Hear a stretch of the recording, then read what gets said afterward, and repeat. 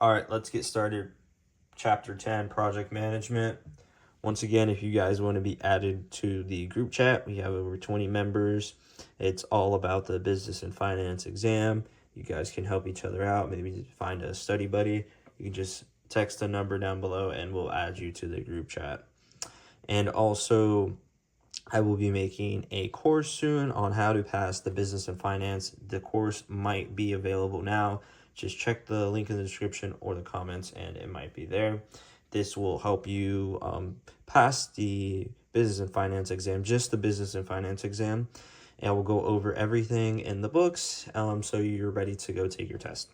So let's get into Chapter 10. Chapter 10 is not that important really for the business and finance exam. If you're becoming a GC, this chapter is very important for your project management. I think I only got like 3 questions from this for business and finance. So it's not that important, but it's something we're going to go over and show you what could be on the exam. So right here's the table of contents I have. Right there. Okay.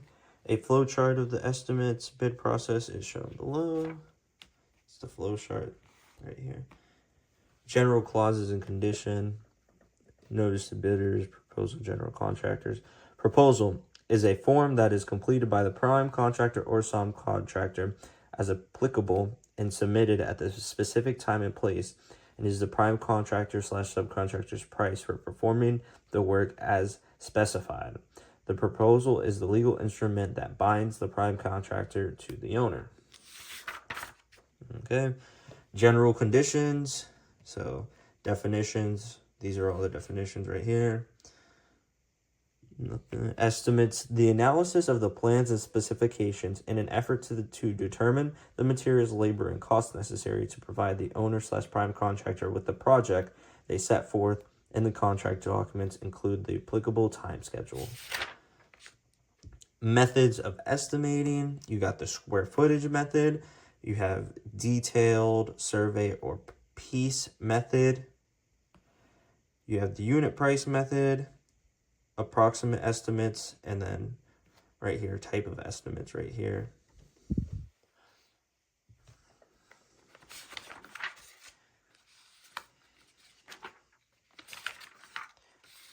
All right.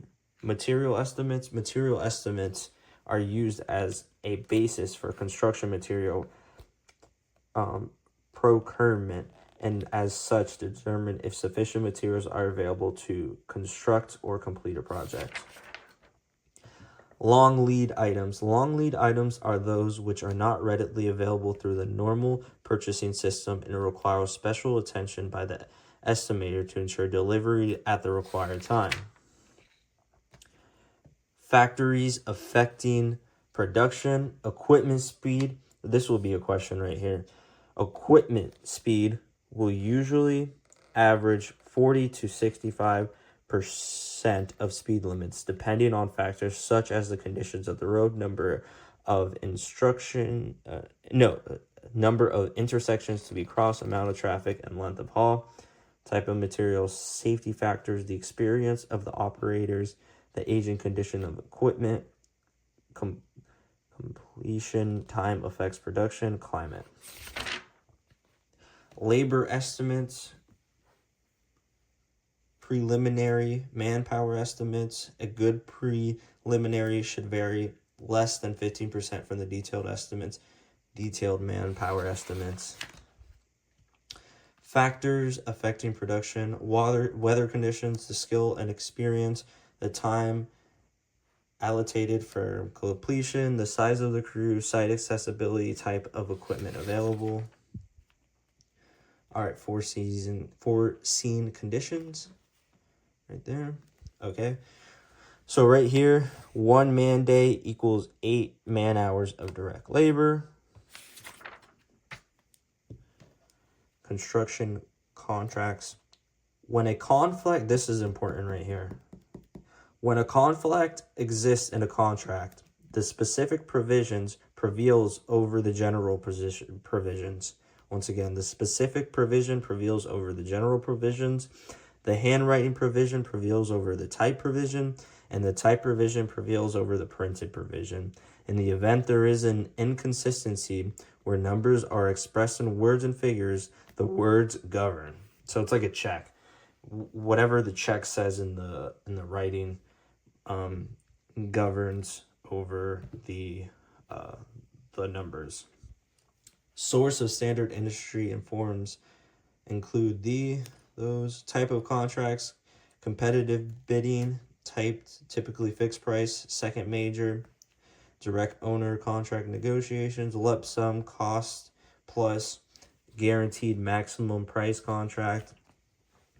The advantage to this form of contracting is that it puts the owner and contractor on the same team and encourages cost savings as well as value engineering by returning money to both the contractor and owner. Then project administration. Responsibility for job progress typically relies with a project engineer or field superintendent. The project engineers or superintendent completes the job status report for each project each month, indicating the percentage completed by each major construction activity, basis for monthly requisition, and also the basis for the monthly calculation of estimated total job cost.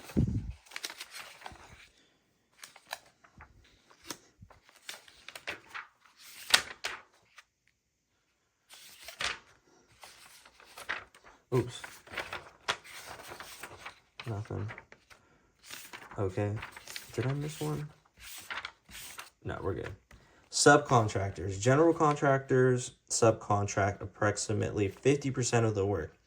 When you add to this the additional percentage of total cost represented by material purchase, 50 to 70% of the total job costs are generally included in the subcontract or purchase area. Okay, network analysis. So the only planning methods were those that had been developed for use in manufacturing. Critical path analysis, CPA, critical path method, CPM, and project evaluation and review technique, PERT, are represented of numerous titles. The basis of any of these approaches is the analysis of a network of events and activities. For this reason, the generic title covering the various systems is network analysis. Advantage of network analysis, make sure you know that, the advantages right here and the disadvantages. So project planning, the planning steps most commonly followed in the industry are preliminary.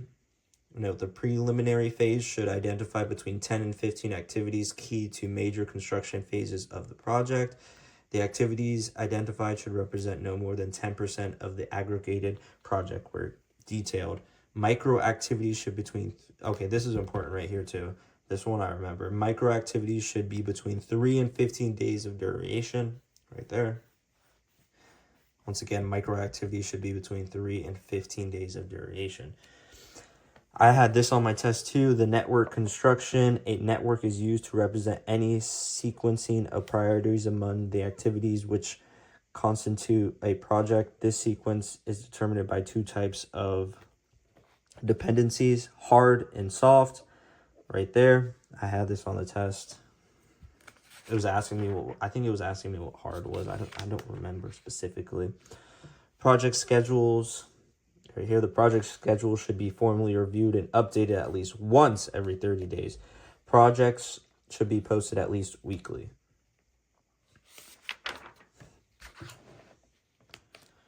Short-term schedules. The short-term schedule is detailed explanation of the subsequent 2 weeks of construction activities. The short-term schedule also informs in-house staff and subcontractors of the intentions and gives them the required information to perform their duties to support the construction progress. The superintendent, the individual charged with coordination of the day-to-day activities, should take the primary role in developing the short-term schedule. Schedule activities for the 2 work periods shall be made. Change orders. And a change in the contractor's scope of work results in the issuance of a change order. Change and extra work can be initiated by the architect/owner. The representative or the contractor's request for change can be initiated by the subcontractor, vendor, or contractor. Back charge, preparation, and control. When a contractor has to perform extra work for a subcontractor or material vendor, it will proceed to recover the cost in the form of a back charge. Subcontractors. The following subcontractor documents should be submitted to and approved by the contractor prior to the subcontractor's commences its work: insurance certificate, payment and performance bond, subcontractor agreement. All right, these are important, the Article B, C, and D.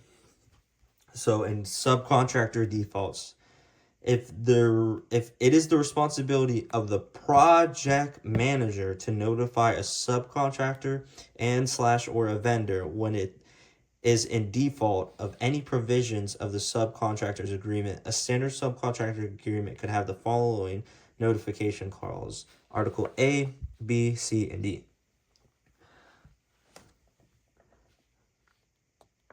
Submission and shop drawings. The overall time frame work for receiving submissions is defined by the construction schedule and contract documents. I think I forgot to go over. I'm sorry. I didn't do this page, I think. I missed this page. Now, because I'm like, where's the CSI? I missed this page. I'm sorry. Let's go over it really quick. This is 10.6 and 10.7. So plans and specifications for project. The specifications for a project have to be interpreted as a legal document. In either case, the courts have held that the project specifications are the guiding documents and takes proceeding over the plans or other project documents. When differences between the plans and specifications are found, they should be addressed in a formal document called a request for information, RFI, architect / contractor. CSI formatting is the Construction Specification Institute. So CSI format, this method divides the specifications into 50 specific divisions and 49 technical divisions to provide a standard reference and filing numbers for bidding and contract forms as shown below. So they'll just ask you like what division is earthwork in, stuff like that. So make sure you know where the CSI format is, because they will for sure ask you a question on this. I'm sorry I missed over this page and I'm getting to it now, but make sure you know where the CSI format is. All right, let's get back. Where was I? I think I went over that already. Yeah, we went over this. Back charge. Okay. Yeah, we went over this. Okay, job responsibilities. Go over all of this. Very important. Go over this. This is project manager. It lists all the job responsibilities. It has the project superintendent, the project engineer, and the project accountant. Has all of these, so make sure to go over that. And they have a little definitions area here, so if you don't know something, this is a little cheat sheet. They have the definitions here, right here. A lien, an encumbrance that usually makes real or personal property the security for payment of a debt or a discharge of an obligation.